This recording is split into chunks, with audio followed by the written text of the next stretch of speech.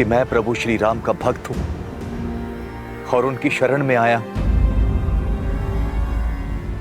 भक्तों का कोई नाम होता है, पहचान होती है।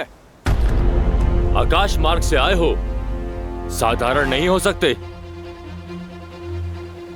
अपना परिचय दो वरना मृत्यु के लिए तैयार हो जाओ। रुकिए,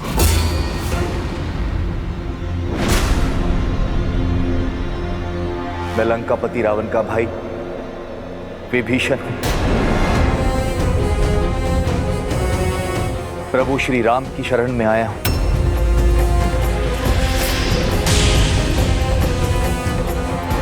लंका से है, अर्थात गुप्तचर है। हाँ, हमारा भेद जानने आया है ये। मार डालो इस दुष्ट को। मैं गुप्तचर नहीं, आप अनुचित समझ रहे हैं। उचित ही समझ रहे हैं छलिए। जिस रावण ने छल से मेरी भाभी मां का अपहरण किया, उसका भाई कौन सा साधु होगा?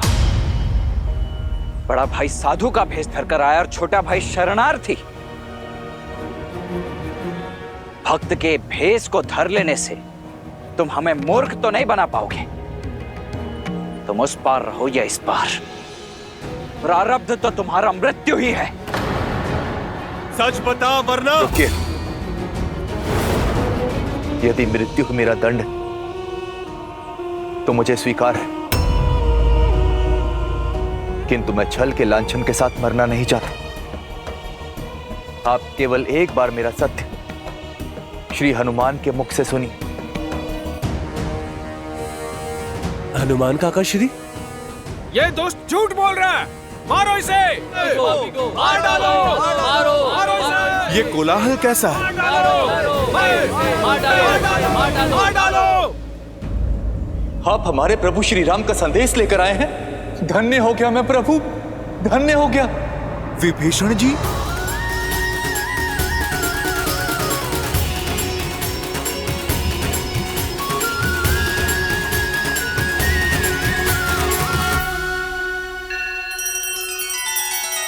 श्री रामचंद्र कृपालु भजु मन हरण भव भय दारुणम। नव कंज लोचन कंज मुख कर कंज पद कंजारुणम। सिया राम, सिया राम, सिया राम, सिया राम। आदर्श और मर्यादा की है ये कथा महापावनम। काट मद श्री से मिलाने श्रीमद् रामायणम, श्रीमद् रामायणम। सिया राम, सिया राम, सिया राम, सिया राम।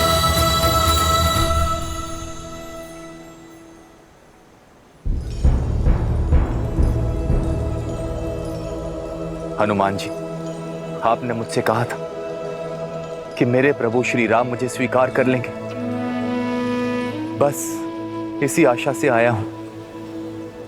प्रभु श्री राम आ ही रहे हैं। अभी दूध का दूध और पानी का पानी हो जाएगा।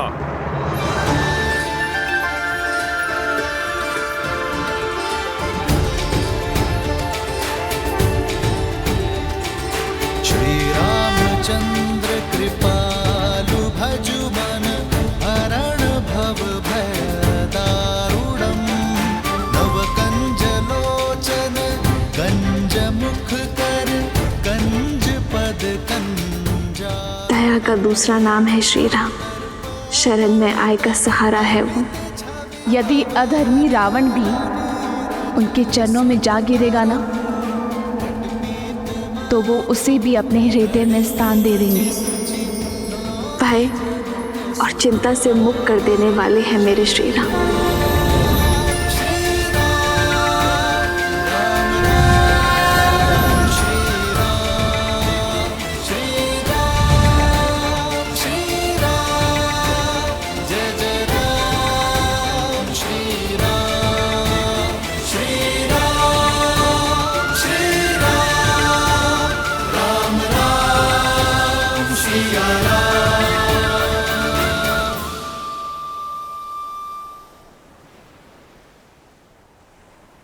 वैसा ही रूप, वैसी ही आभा, जैसा माता सीता वर्णन किया करती थी। श्री राम श्री राम श्री राम श्री राम। पावन तेज, निश्चल दृष्टि, सौम्य मुख।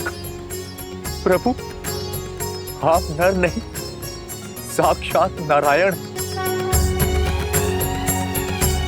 साक्षात नारायण, जिसकी मुझे वर्षों से प्रतीक्षा थी। प्रभु, अपने भाई के पापों को पीछे छोड़ आपकी शरण में आया हूं। प्रभु, मुझे स्वीकार कीजिए। प्रभु, मुझे स्वीकार कीजिए। इसकी बातों में मत आना मित्र, राक्षस है ये। ऐसे विश्वासघाती का क्या मोल जो अपने भाई से छल करके आया है। वानर राज का कथन उचित है भैया। यदि ये भक्त के भेष में कोई गुप्तचर हुआ तो? मेरा भी यही मत है प्रभु। तुम्हारा क्या मत है हनुमान?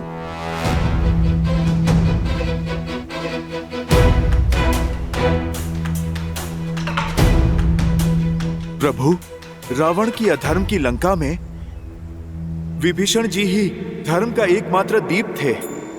प्रभु, मैं इनकी सहायता से ही माता सीता को खोज पाया।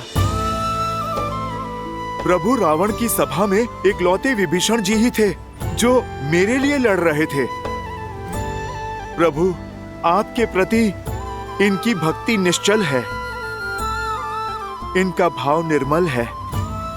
किसी को हो ना हो, परंतु मुझे महाराज विभीषण पे पूरा विश्वास है। हनुमान को विभीषण पर विश्वास है और मुझे हनुमान पर। आप यहां सुरक्षित है विभीषण। यहां मैं अपनी सुरक्षा के लिए नहीं आया, अपितु लंका की प्रजा की रक्षा के लिए आया हूं। रावण रूपी वृक्ष जब पाप के बोझ से गिरेगा तो असंख्य निर्दोष मारे जाएंगे, बालक अनाथ होंगे। मैं केवल उन्हीं की रक्षा के लिए आया हूं। प्रभु, उठो विभीषण। प्रजा का वर्तमान और भविष्य एक राजा ही बचा सकता है। बोली लंकेश।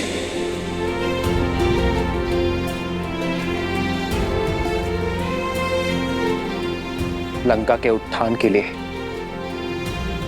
क्या आप हमारी सहायता करेंगे?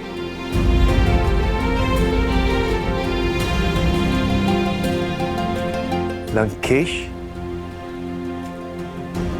हाँ विभीषण, राजा वही जो झूठे दंभ और अहंकार से ऊपर उठकर प्रजा का ध्यान रख सके, जिसे धर्म का ज्ञान हो, जिसकी दृष्टि से प्रजा का संकट कभी छूटा ना रह सके, जो कभी किसी निर्दोष को दंड ना मिलने दे।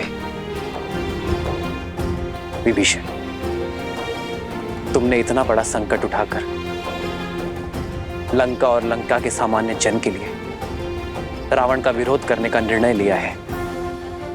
यह तुम्हें लंका का भावी राजा बनने के योग्य सिद्ध करता है।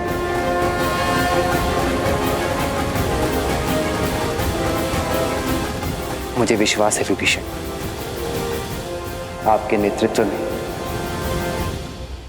लंका में धर्म का वास होगा। मुझ जैसे राक्षस पर ये कैसी कृपा कर दी आपने प्रभु? नहीं विभीषण, आप राजा मेरी कृपा से नहीं, अपनी सोच से बनेंगे। तो मैं इसी क्षण आपका राज्य अभिषेक करूंगा। राम राम जय राम राम जय राम राम जय राम राम जय राम राम जय राजा राम। रावण को युद्ध में हराकर मैं आपको राज्य सिंहासन पर बिठाने का वचन देता हूं।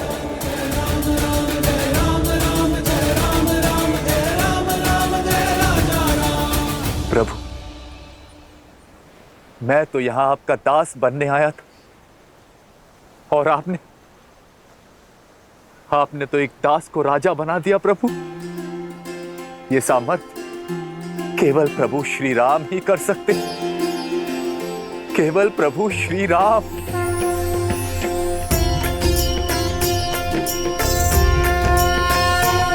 सामर्थ्य आपको दिखाना होगा विभीषण।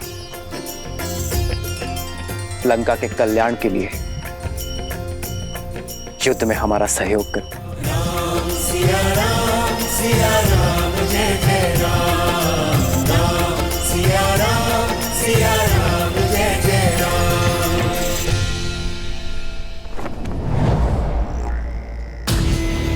महाराज, वो राम ने लंका द्रोही विभीषण को लंका का राजा घोषित कर दिया है।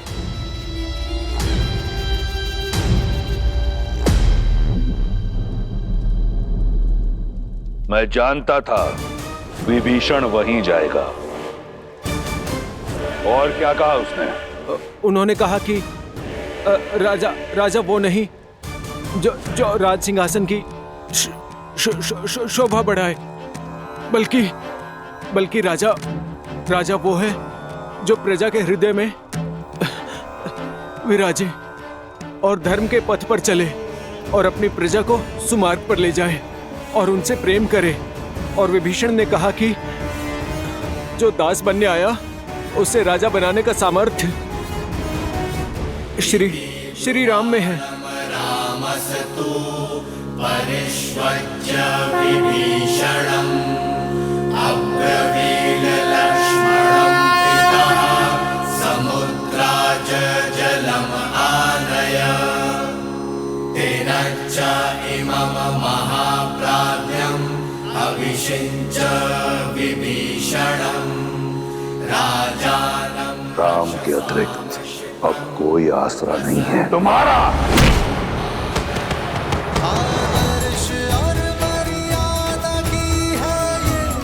महाराज विभीषण की, महाराज विभीषण की। श्रीमद् रामायणम्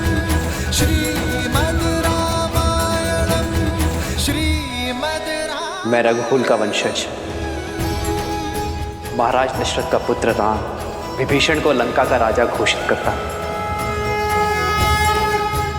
मुझे विश्वास है कि लंका विभीषण की अगुवाई में धर्म के पथ पर चलेगा।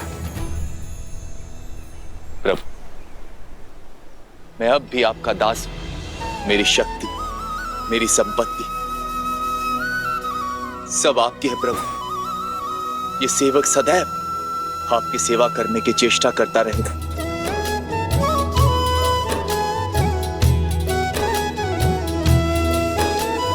जिन्ह पायढ़ के पादुकन्ही भरतु रहे मन लाई, ते पद आज बिलो की हम। महाराज विभीषण की, महाराज विभीषण की, महाराज विभीषण की, महाराज विभीषण की। उष्ट्राणं विवाहेषु गीतम गायन्ति गदर्भः परस्पर प्रशंसन्ति अहो गीतम अहो स्वरम अहो रूपम अहो ध्वनि।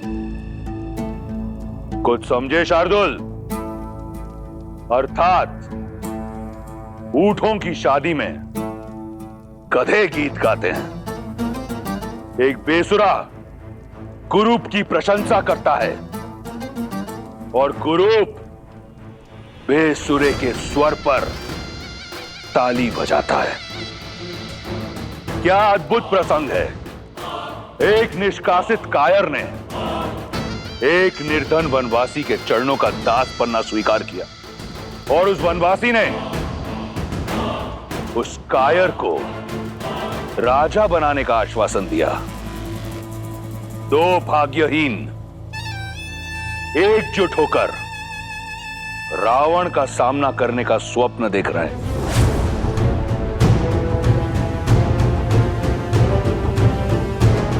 चिंता मत करो। मेरी रुचि वानर सेना का बल जानने में अधिक है पिताश्री। शार्दुल, चिंतित युवराज की चिंता दूर करो। महाराज, लगभग 16 कोटि वानर एकजुट हुए हैं और उनका नेतृत्व एक शक्तिशाली वानर सुग्रीव कर रहा है, जो अपने बल और रणनीति के लिए विख्यात है। राम की सेना में अंगद, केसरी, जामवंत और लक्ष्मण जैसे महाशक्तिशाली योद्धा शामिल हैं। विभीषण जी, लंका की शक्ति, वहां का मानचित्र और वहां की युद्ध शैली के विषय में आपसे अधिक ज्ञान यहां पर किसी को भी नहीं। तो सर्वप्रथम आप हमें यह बताइए कि इस 100 योजन से भी अधिक समुद्र को पार कैसे किया जाए लंका पहुंचने के लिए। सागर को पार करा सकने में सक्षम केवल वरुण देव।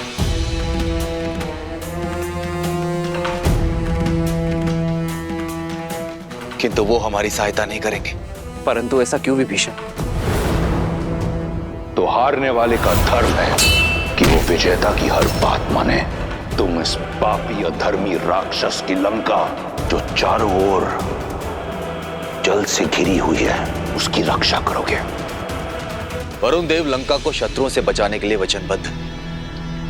आज तक कोई भी जल मार्ग से लंका तक नहीं जा पाए। वो रावण के विरुद्ध कभी नहीं जाएंगे।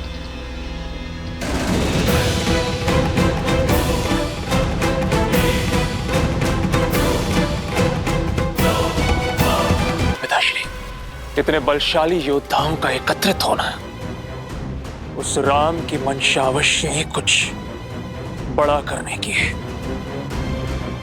तो क्या इंद्र को परास्त करने वाला इंद्रजीत एक वनवासी से भयभीत हो गया? कौन है राम? मुट्ठी भर वानरों के अतिरिक्त क्या है उसके पास? क्यों चिंतित होते हो? बाली का वध करके राम ने स्वयं अपनी भुजाएं काट ली हैं। और हनुमान ने जो उत्पात लंका में मचाया, वो इसलिए क्योंकि हम सतर्क नहीं थे, अन्यथा उसकी गर्दन चंद्रहास को भेंट चढ़ जाती।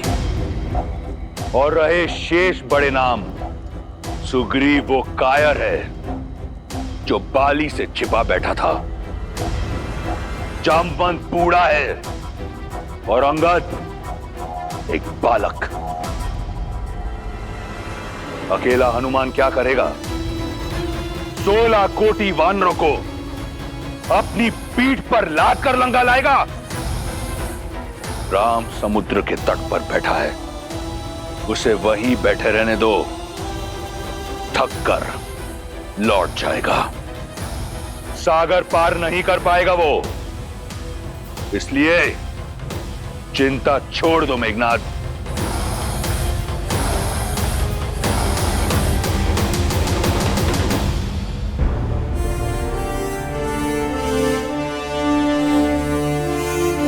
यदि वरुण देव ही सागर से जाने का मार्ग दे सकते हैं, तो मैं वरुण देव की आराधना कर उन्हें प्रसन्न करूंगा। प्रार्थना करूंगा कि वो हमें मार दें। क्षमा कीजिए भैया, परंतु प्रार्थना करने जितना समय नहीं है हमारे पास। हमारे वनवास को समाप्त होने के लिए बस 1 माह का समय शेष रह गया है। वहां अयोध्या में भरत भैया हमारे लौटने के दिन गिन रहे होंगे और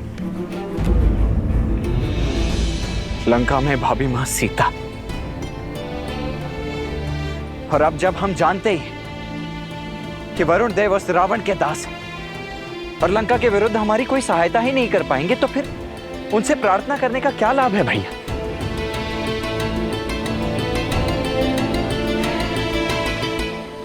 पार करके अपना मार्ग बनाते हैं और आपके तुनिर में तो इतने महाबलशाली तीर हैं कि यदि आप एक बाण चला दें इस समुद्र पर तो समस्त सागर को सुखा सकते हैं। फिर वरुण देव से विनती क्यों भैया? क्योंकि यही मर्यादा है लक्ष्मण। सागर पर अयोध्या का शासन नहीं, वो एक भिन्न लोक है और प्रवेश से पहले अनुमति ना लेना अनीति होगी।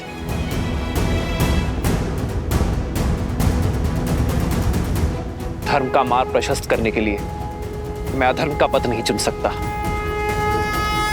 वो वीरता अधूरी है जिसमें मर्यादा, धैर्य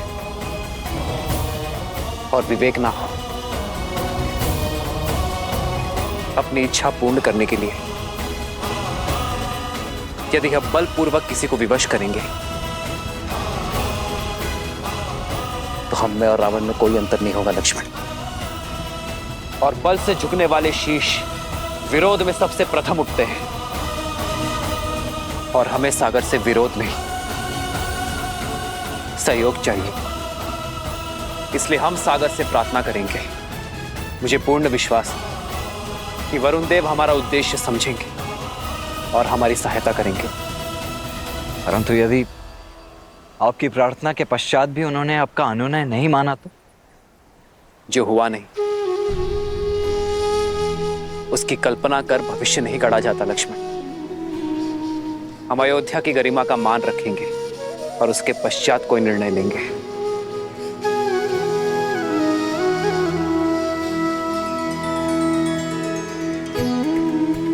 थोड़ी प्रतीक्षा और सीते,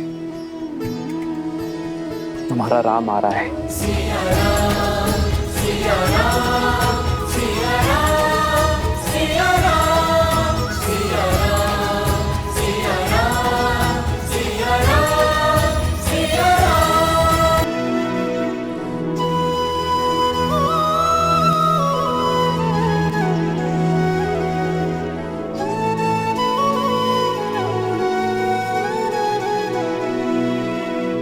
सुनत बिहसी बोले रघुबीरा, ऐसे ही करब धरहु मन धीरा।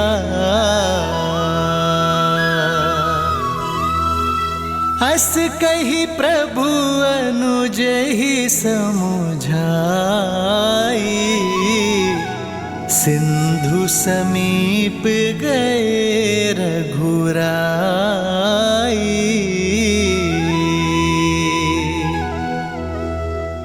प्रथम प्रणाम किन्ह सिरुनाई, बैठे पुनि तट दर्भ साई।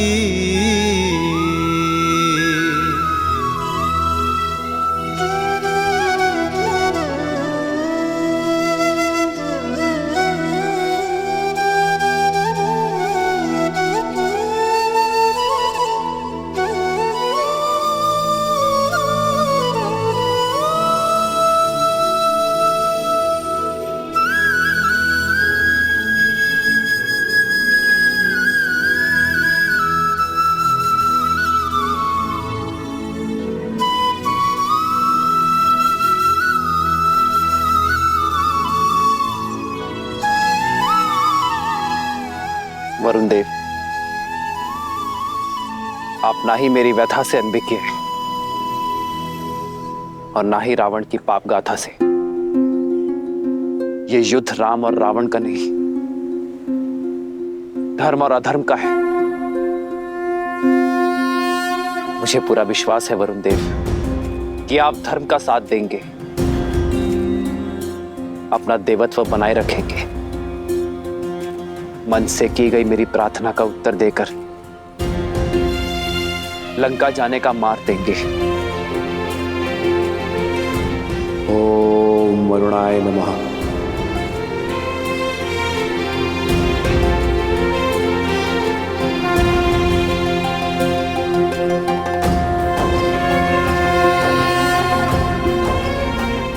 ओम जल बिंबाय विद्महे नील पुरुषाय धीमहि तन्नो वरुणः प्रचोदयात्।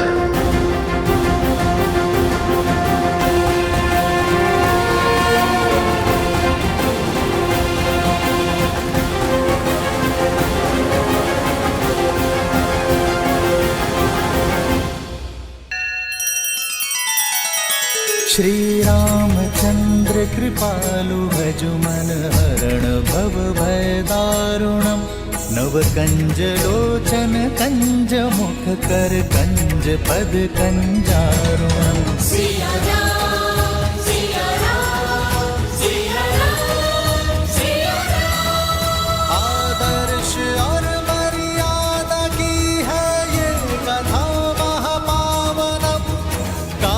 मद श्री से मिला दे।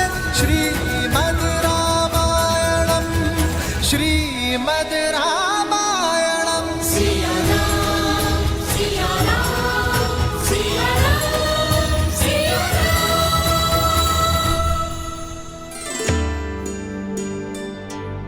महादेव, वरुण तो जल के देवता हैं। श्री राम चाहें तो उन्हें आदेश भी कर सकते हैं, अपने एक बाण के आगे विवश कर सकते हैं। फिर वो प्रार्थना क्यों कर रहे हैं? देवी, जिस वृक्ष पर अधिक फल लगे होते हैं, झुकना उसका स्वभाव बन जाता है। उसी प्रकार अत्यंत बलशाली व्यक्ति को भी झुककर ही चलना चाहिए, दूसरों का आदर सम्मान करना चाहिए, विनय का गुण अपनाना चाहिए। श्री राम इसका उदाहरण है। अपने सामने आए उस सागर को रौंद कर आगे बढ़ने की क्षमता होते हुए भी उसी सागर से प्रार्थना कर रहे हैं। ऐसा कर श्री राम ने न केवल अपने बल अपितु अपनी मर्यादा को भी शोभित किया। उचित है, किंतु वरुण देव क्या श्री राम के इस विनय को स्वीकार कर पाएंगे? वो तो स्वयं रावण के अधीन है।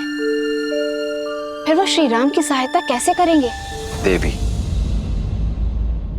मर्यादा का एक और अर्थ होता है सीमा, और श्री राम ऐसे ही मर्यादा पुरुषोत्तम नहीं। वे कभी मर्यादा भंग नहीं करते और साथ ही दूसरों की मर्यादा भी भंग ना हो, इसका भी विशेष ध्यान रखते हैं।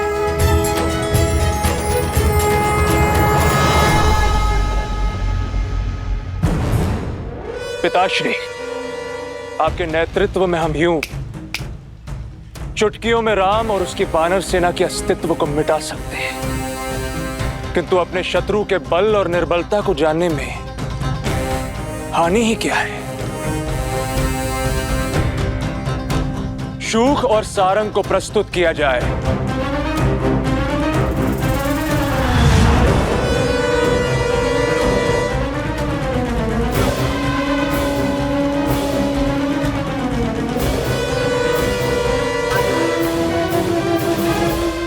तुम्हारे मुख पर भय क्यों है शूक?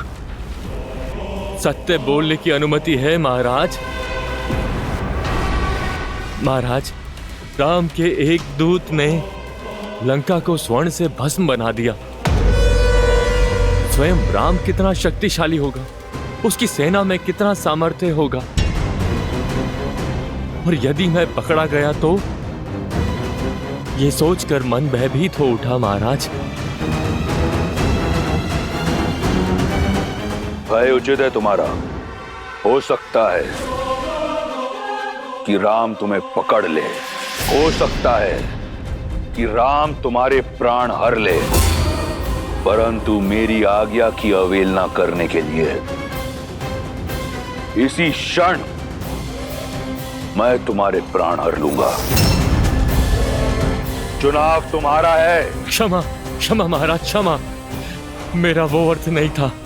आपकी आज्ञा का पालन होगा महाराज, अवश्य होगा, अवश्य होगा महाराज। निर्णय सही है तुम्हारा।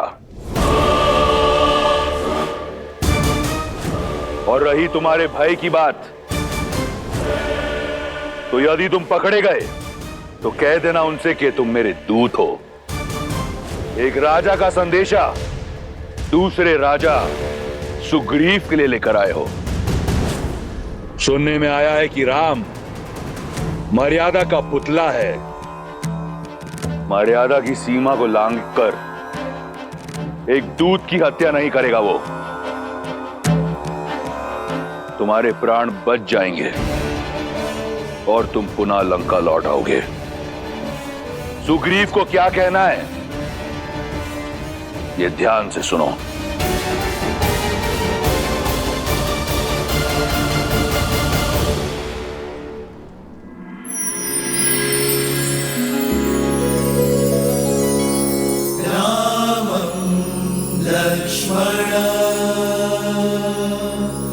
पूर्वजं रघुवर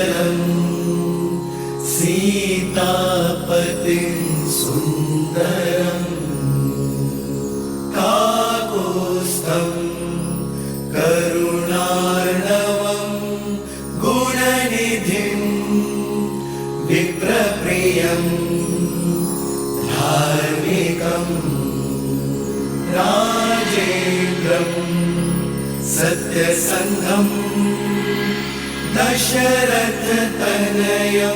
श्यामलं शान्तमूर्तिं वन्दे लोकाभिरामं रघुकुलतिलकं राघवं रावणारि।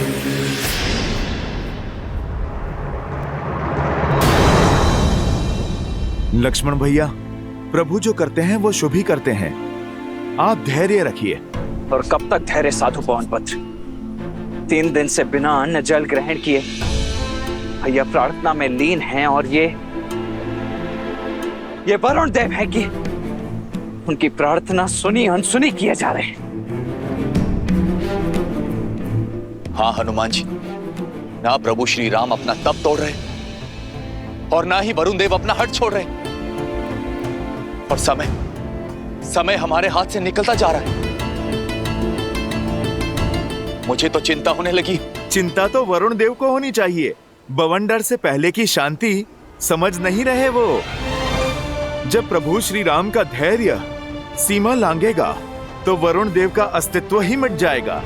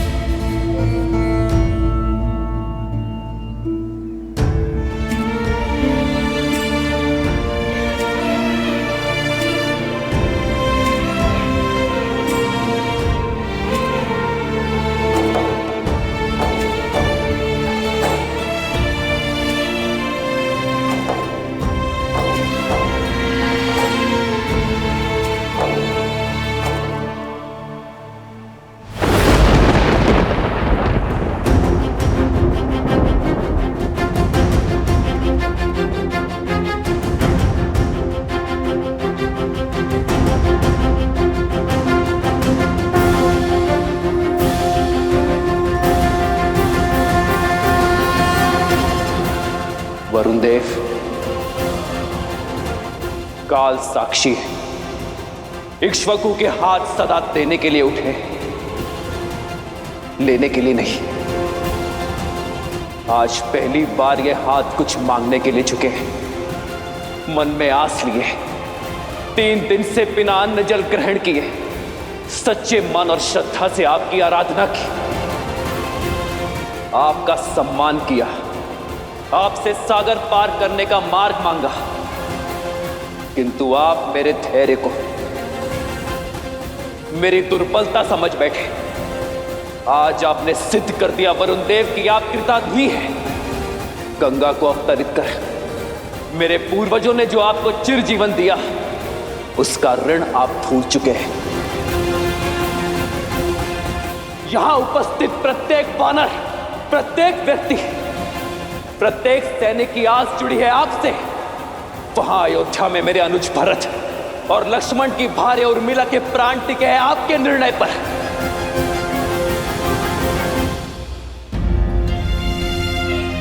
पाप की लंका में बंदी बनी मेरी सीता की मर्यादा जुड़ी है आपसे, और ये सब जानते हुए भी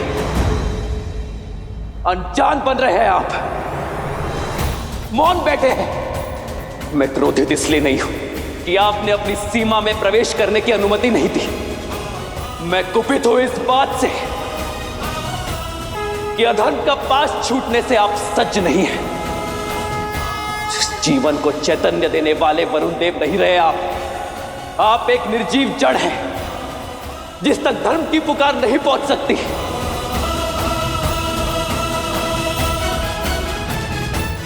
और इस जड़ता को नष्ट करने का एक ही मार्ग है,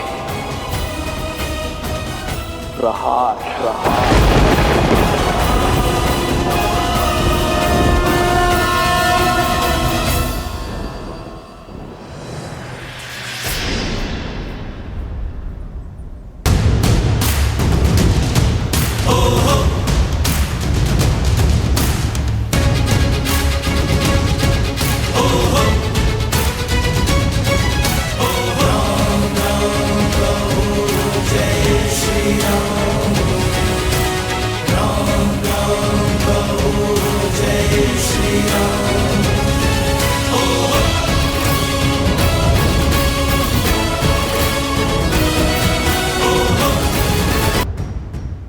ये संपूर्ण जग चेतना प्रकृति साक्षी है कि इस सागर को सुखाने का सामर्थ्य होते हुए भी मैंने प्रार्थना का सहयोग लिया,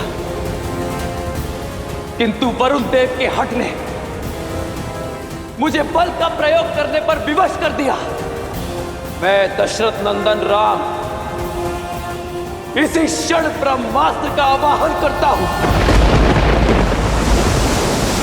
और इस अहंकारी सागर के जल को सुखाकर अपनी सेना के लिए मार्ग बनाता हूं।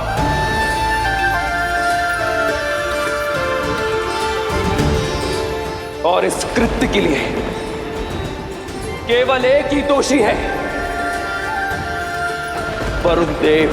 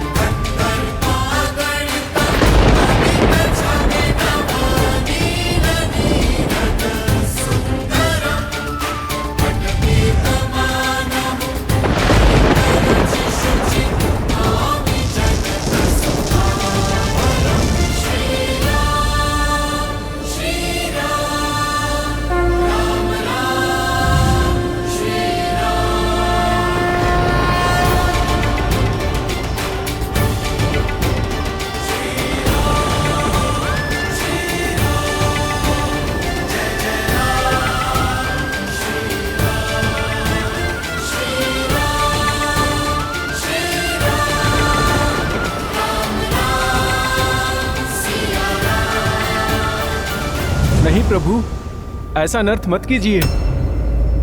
मैं क्षमा प्रार्थी हूँ प्रभु, किंतु मेरी चेष्टा आपका अनादर करने की नहीं है, आपकी प्रार्थना को अनसुना करने की नहीं थी। मेरे मौन का कारण रावण का भय है प्रभु।